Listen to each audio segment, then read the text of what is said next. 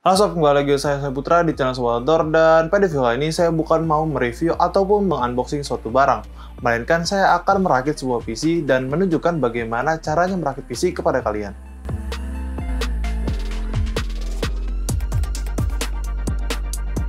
Saya merakit sebuah PC sebagai upgrade dari yang sebelumnya saya menggunakan laptop untuk editing video, beralih ke PC yang memiliki performa lebih baik untuk editing, render video, serta sesekali bermain game.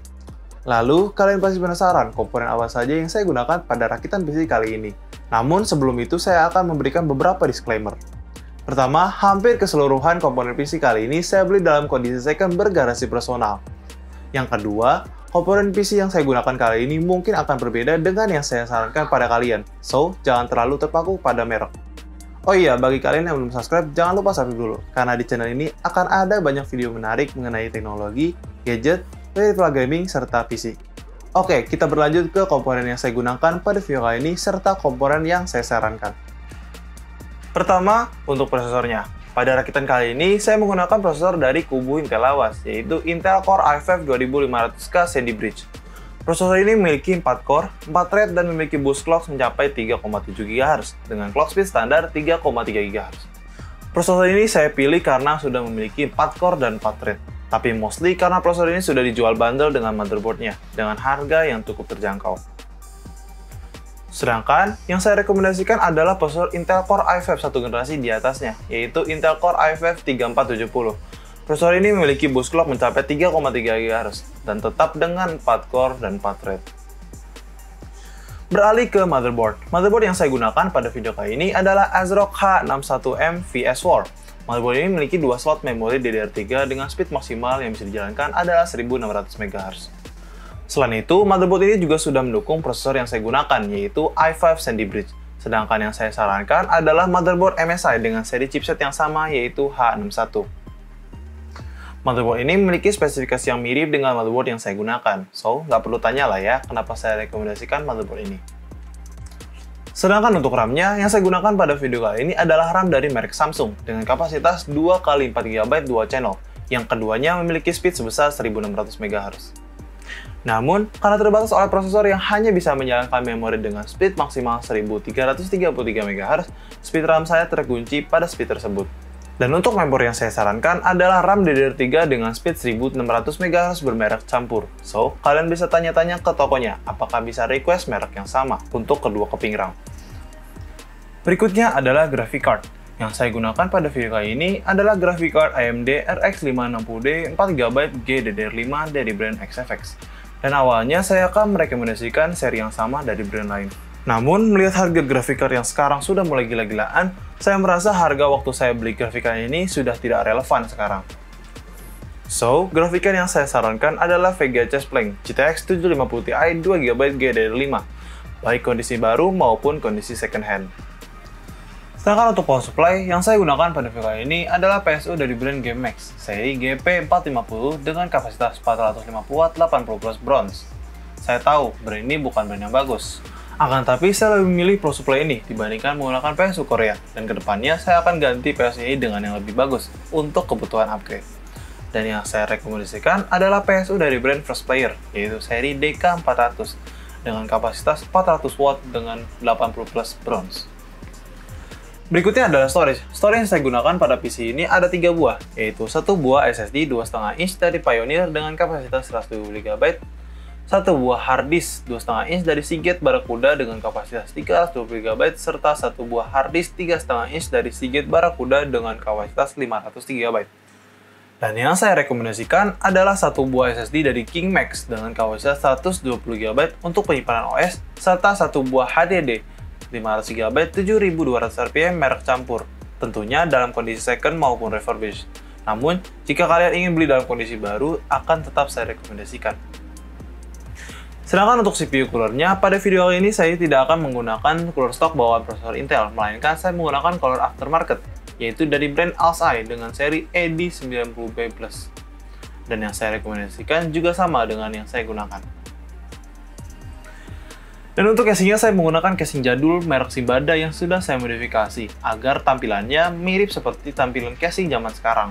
Dan bagi yang penasaran dengan casing ini dan proses modifikasinya, akan ada video terpisah mengenai casing ini. So, stay tune di channel ini dan jangan lupa subscribe.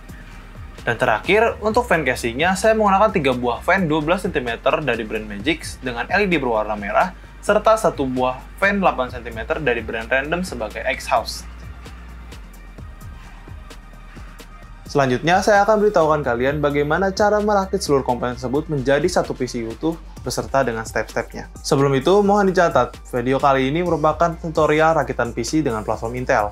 Akan ada perbedaan cara pemasangan prosesor dan juga pemasangan cooler untuk rakitan PC dengan platform AMD. Pertama, kita akan pasang prosesornya ke motherboard. Di bagian tengah motherboard, ada tempat untuk meletakkan prosesor. Dan untuk memasang prosesornya, kita perlu membuka penguncinya terlebih dahulu. Jika kalian menggunakan motherboard baru, maka akan ada penutup plastik berwarna hitam yang terpasang di penguncinya. Tidak perlu dilepas, cukup buka saja penutup besinya. Kemudian, lihat ke prosesor. Akan ada sebuah segitiga berwarna emas di salah satu sudut prosesor. Kemudian, lihat ke soket prosesor. Akan ada sebuah segitiga di salah satu sudutnya.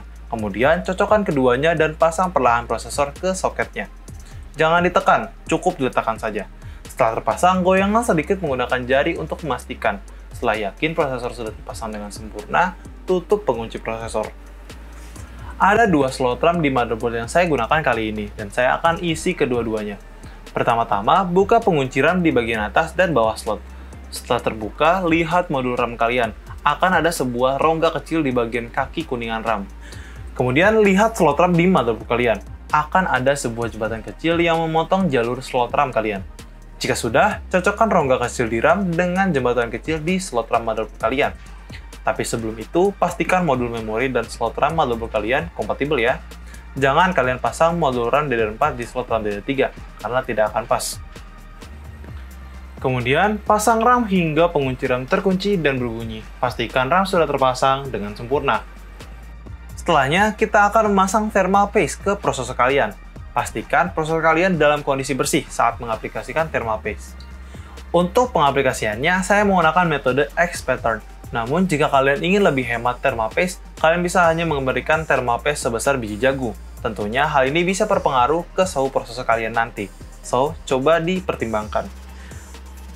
Setelah pemasangan thermal paste, step selanjutnya adalah pemasangan CPU cooler. Namun, sebelum lanjut, tolong dicatat, step ini tidak bisa kalian jadikan acuan, karena mungkin setiap cooler memiliki cara pemasangan yang berbeda-beda. Pertama, kalian pasang mountingnya terlebih dahulu di motherboard. Karena mounting CPU cooler yang kita pakai kali ini bersifat universal untuk soket Intel maupun AMD, pemasangannya tidak akan begitu rumit. Kalian pasang mounting dengan mencocokkan lubang di kaki mounting dengan lubang yang ada di motherboard kalian, yang terletak di sekitar prosesor. Setelah cocok, pasang pengunci mounting. Setelah itu, pasang cooler dengan cara mengaitkan kedua pengait yang ada di CPU cooler ke mountingnya. Setelah selesai, CPU cooler pun sudah terpasang dengan sempurna. Selanjutnya, sebelum memasukkan semua komponen ke dalam casing, saya akan memasukkan terlebih dahulu power supply ke dalam case. Karena saya rasa step selanjutnya akan jauh lebih mudah jika power supply sudah terpasang. Dan untuk memasangnya, karena casing yang saya gunakan ini memiliki posisi power supply di bagian atas, saya cukup menahan posisinya dan memasang bautnya saja di bagian belakang power supply. Setelah itu, step selanjutnya adalah pemasangan motherboard ke casing. Tapi sebelum itu, pastikan standoff yang terpasang di casing sudah sesuai dengan banyaknya lubang baut yang ada di motherboard. Hal ini berfungsi agar motherboard dapat terpasang dan tersanggah dengan baik, karena jika tidak, dikhawatirkan motherboard bisa mengalami bending karena beban berat dari CPU cooler dan juga graphic card yang ditopangnya. Setelah memasang standoff, pasang IO shield motherboard jika motherboard kalian tidak memiliki IO shield yang terintegrasi. Dan barulah pasang motherboard sambil mencocokkan setiap lubang standoff dengan standoff-nya. Kemudian pasang bautnya, dan pastikan sudah cukup kencang.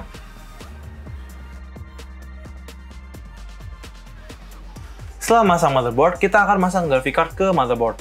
Ada sebuah slot panjang yang berorientasi horizontal. Biasanya, posisi slot ini ada di bagian seperempat ke bawah dari motherboard, bertuliskan PCIe X16. Jika motherboard kalian memiliki lebih dari satu slot tersebut, pasang di slot yang paling atas. Setelah graphic card terpasang, kencangkan pengunci di casing dan pengunci graphic card yang ada di motherboard. Selanjutnya, kita akan memasang storage dari PC ini. Untuk posisinya akan tergantung sekali dengan case dan juga jenis storage yang kalian gunakan. Jika kalian menggunakan jenis storage wired seperti SSD SATA maupun hard disk SATA, kalian harus memasangnya di casing, baru kemudian menghubungkannya dengan kabel SATA ke motherboard. Namun, jika kalian menggunakan storage berjenis M.2 SSD, kalian perlu memasangnya langsung ke slot M.2 yang ada di motherboard. Catatan, pastikan motherboard kalian support dengan storage yang kalian gunakan. Untuk pendinginan yang lebih baik, saya menambahkan 4 buah fan di casing saya kali ini. 3 di bagian depan dan 1 di bagian belakang. Untuk memasangnya, kalian cukup mencocokkan posisi fan dengan posisi lubang bautnya. Setelah itu, pasang baut dan kencangan sampai dirasa cukup. Selanjutnya, kita akan memasang kabel dari front panel casing. Biasanya, hal ini bisa sedikit menyebalkan karena posisi pemasangan kabel yang agak sedikit memojok di motherboard. Namun, casing yang saya gunakan kali ini hanya memiliki 1 buah kabel front panel, yaitu untuk tumble power.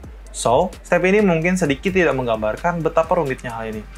Akan tapi, di casing-casing baru sekarang, saya rasa sudah cukup banyak yang membuat kabel front panelnya menyatu, sehingga kalian tinggal colokkan saja dengan pin yang ada di motherboard.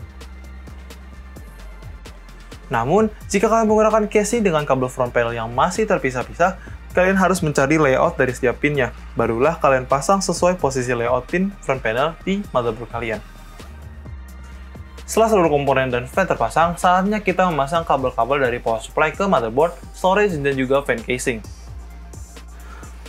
Pertama, kalian perlu memasang kabel 24 pin power supply ke motherboard. Port pemasangannya biasanya memiliki ukuran yang cukup besar dan mudah sekali terlihat maupun dipasang. Cocokkan pengunci kabel 24 pin yang ada di motherboard dengan yang ada di kabel dari PSU. Setelah cocok, pasang dengan hati-hati. Setelah terpasang, kita akan lanjut memasang kabel 12 volt dari PSU ke motherboard. Port pemasangannya biasanya terletak di bagian atas sebelah kiri dekat prosesor. Tapi hal ini tergantung dengan motherboard kalian. Ada motherboard yang memiliki lebih dari 4 pin 12 volt. Namun yang saya gunakan kali ini hanya menggunakan 1 kali 4 pin 12 volt. Kalian cocokkan bentuk port yang di PSU dengan yang ada di motherboard. Setelah cocok, pasang dengan hati-hati sampai dirasa sudah terpasang dengan sempurna. Selanjutnya, kita akan memasang kabel SATA power ke storage yang saya gunakan. Saya hanya menggunakan satu contoh saja, karena pemasangan kabel SATA power tidak berbeda untuk setiap storage yang membutuhkan. Di ujung kabel SATA power, ada port untuk dicolokkan di storage kalian. Biasanya memiliki pattern berbentuk huruf L. Cocokkan pattern tersebut dengan yang ada di storage kalian, dan pasang sampai dirasa cukup kencang. Selanjutnya, kita akan memasang kabel PCIe power ke graphic card. Di video kali ini, graphic card yang saya gunakan hanya membutuhkan 1 kali 6 pin power PCIe saja. So, jika PSU kalian memiliki lebih dari itu, silahkan dicocokkan dengan yang ada di graphic card. Setelah itu, step terakhir kita akan memasang kabel-kabel dari fan casing ke kabel Molex dari power supply. Hal ini juga tergantung dengan fan yang kalian gunakan. Jika kalian menggunakan fan yang membutuhkan 4 pin fan dan bukan Molex, kalian harus mencocokkannya ke motherboard. Dan pastikan motherboard kalian memiliki support port power yang mencukupi bagi fan casing kalian. Setelah selesai, rapikan kabel yang ada di sisi belakang casing menggunakan kabel ties maupun velcro agar tidak berantakan.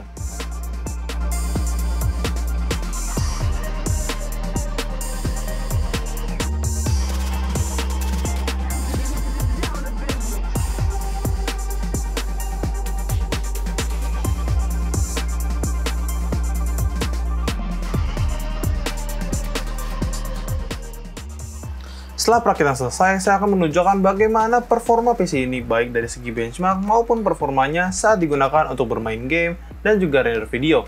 Namun, hal tersebut akan ada di video terpisah. So, jangan lupa subscribe kalau penasaran dengan performa PC ini.